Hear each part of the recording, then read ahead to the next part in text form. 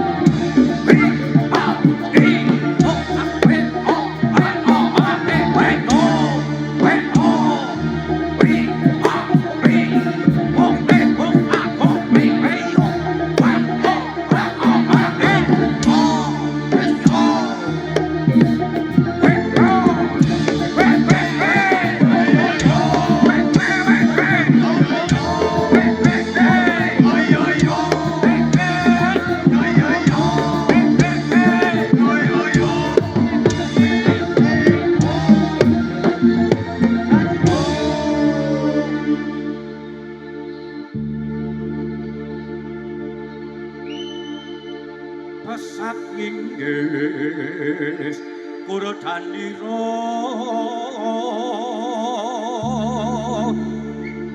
Senaputra sesumbar manangkari keterengan kosa kumura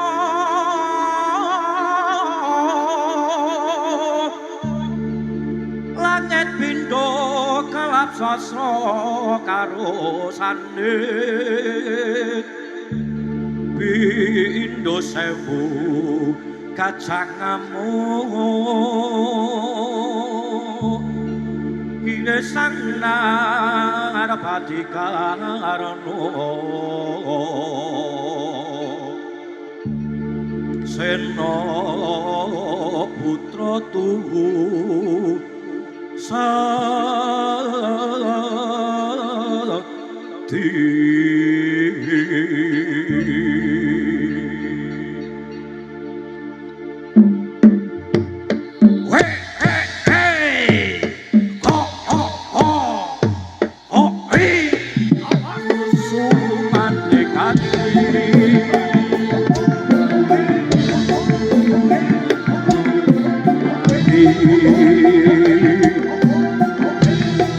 wong tekamu iso gawe tentreming atiku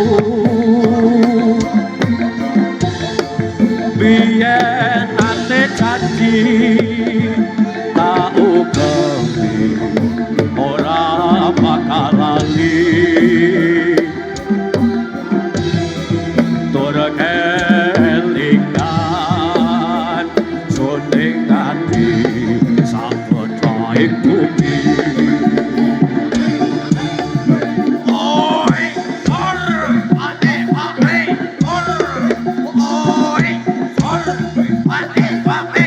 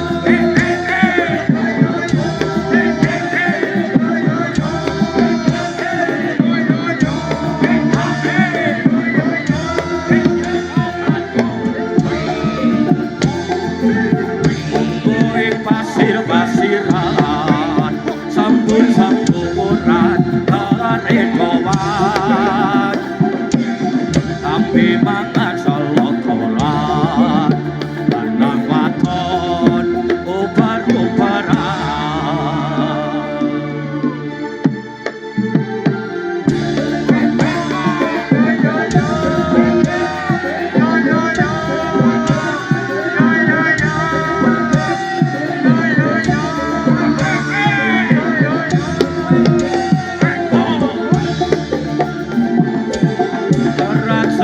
Banyuwangi raino bengi sing tau sepi lan waton handekani ilon makan sekai kati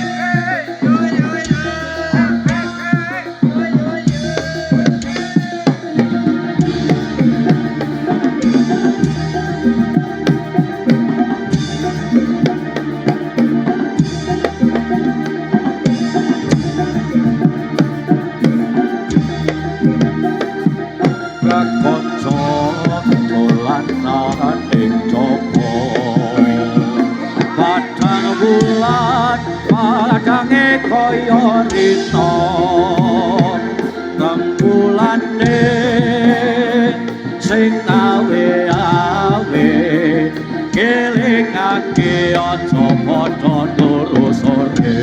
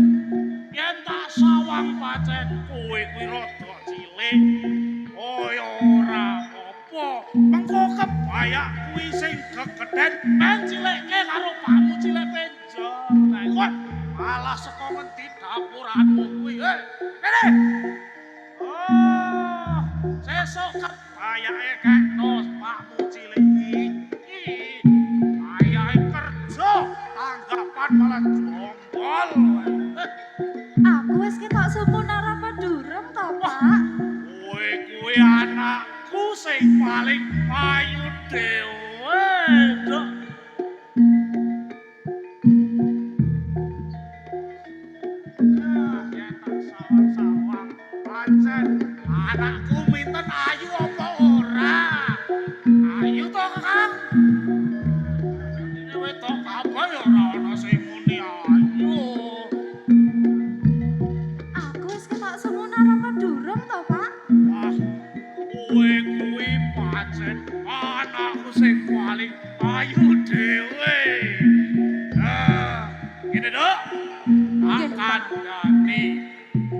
pinten anakku sing paling tak tresnani dadi gantilaning bapakmu iki, Nduk.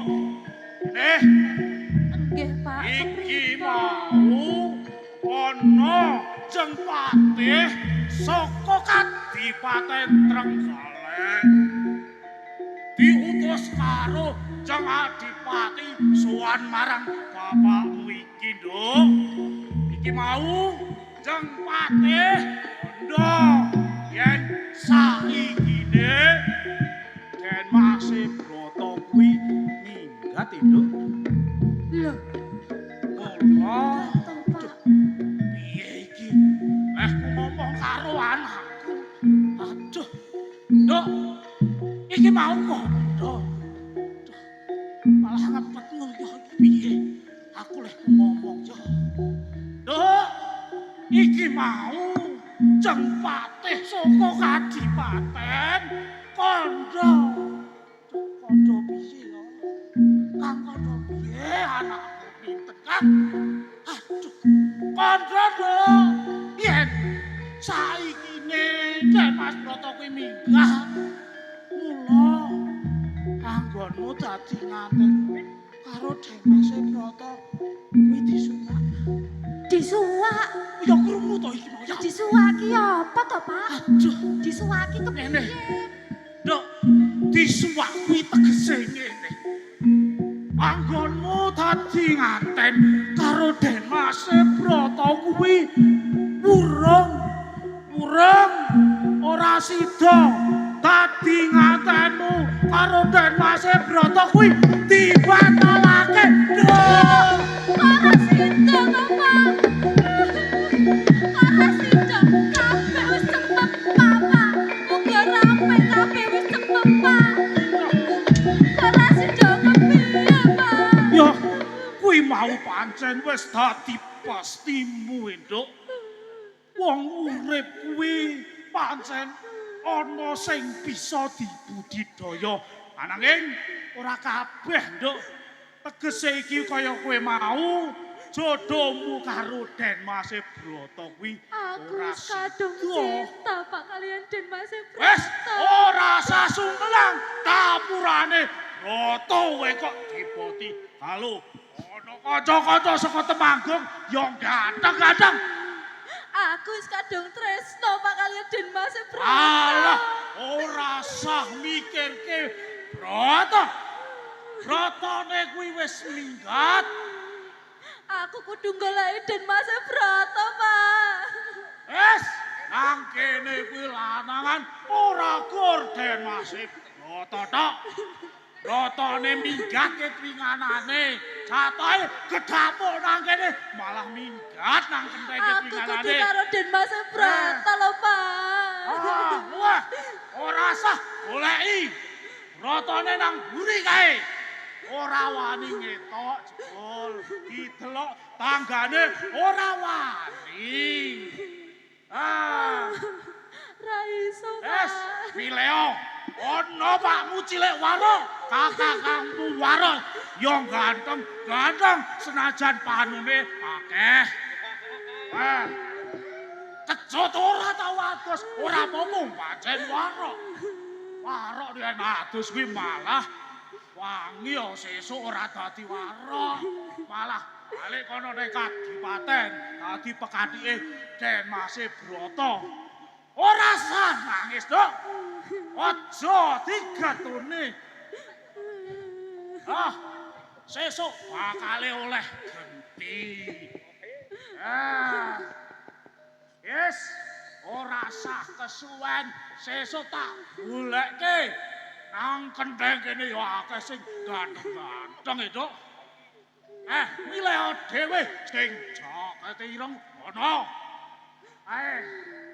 Es. Aku kudu goleki Den Mas Broto, Pak. Brotone nang mburi panggung kae, Dok. Ora wani ngetok. Weh. Aku goleki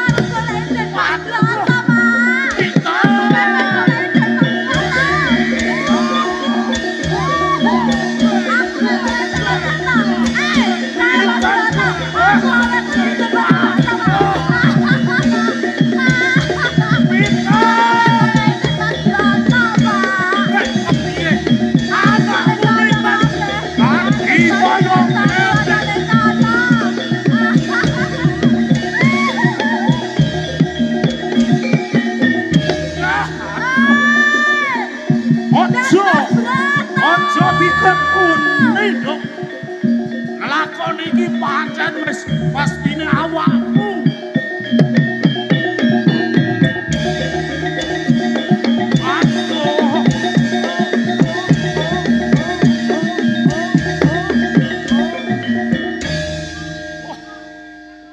Dadi lelakon apa maneh iki?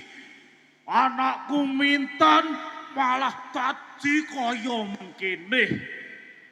Iki mau kabeh saka polahe Den Masih Broto. Kosek dapurane Broto ora den-denan barang. Ora suwe awake dhewe para waro bakal mulai Den Masih Broto nyangkat Dipaten Trenggalek. Wis, ayo tang disiagake. Ayolah ilmu kanuraga. Bener, waro.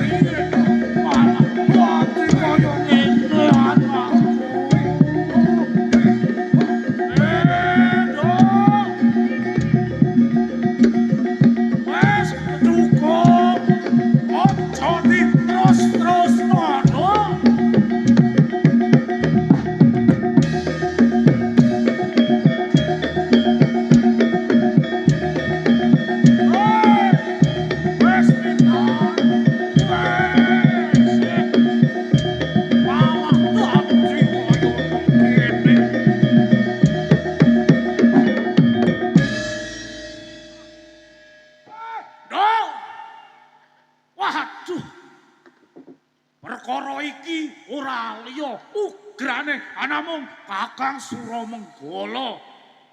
Cempluk Warsiah saikine malah gandeng karo Den Mase Brata. Kakang, ora suwe aku bakal temu ning panggonanmu. Hei!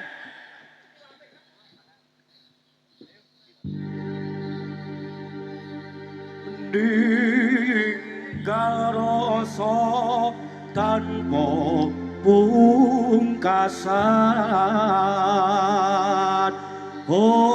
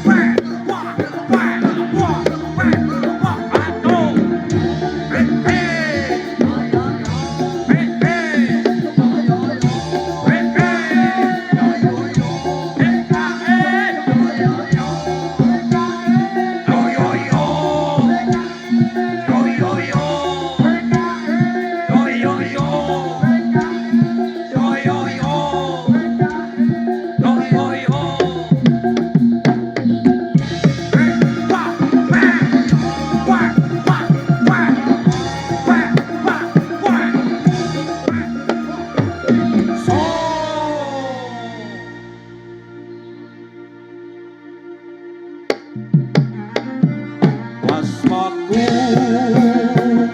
ora kira rasane atiku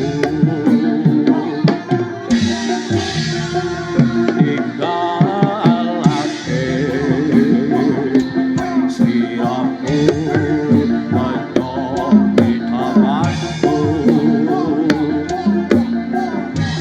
tansa katon esaku ngawe-awe rasane atiku